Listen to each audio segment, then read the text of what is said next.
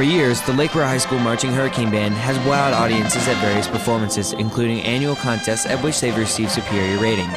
The band's early morning practices and extended rehearsals finally paid off. The good thing is we practice in the morning. We don't have to compete with the heat of the sun and the rain. Because of their talent and willingness to go the extra mile, they've been given multiple opportunities to perform outside of the local area. Among these invitations have been events such as the Governor's Inaugural Parade in Atlanta, Georgia, the St. Patrick's Day Parade in New York City, and as of this year, the Nation's Day Parade celebrating Veterans Day in New York City. I was thrilled, excited to see the invitation.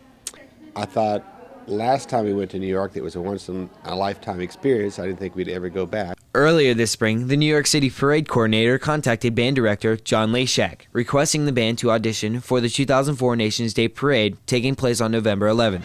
Mr. Leschak sent in a recording of what the band sounded like, and within a few months received a letter in return stating that they would not only like for the band to perform in the parade, but also perform as one of the 3 bands chosen to play on the deck of the USS Intrepid. Time seemed to fly by, and before they knew it, it was 5:30 a.m. on November 9th, and the members were headed north for our 6-day, 5-night trip to the Big Apple. The band arrived in New York City around 5:30 Wednesday afternoon. Then they went to dinner at NYU and then enjoyed a See the Sights tour on the buses on the way to the hotel. They stayed at the Crown Plaza, located right over the New York-New Jersey line. Thursday morning started early. After dressing in full uniform and eating breakfast, the band boarded the buses and headed to the sets of CBS's The Early Show and NBC's The Today Show. Upon arrival at CBS, they were greeted by Dave Price, the anchorman, meteorologist who interviews guests outside the studio.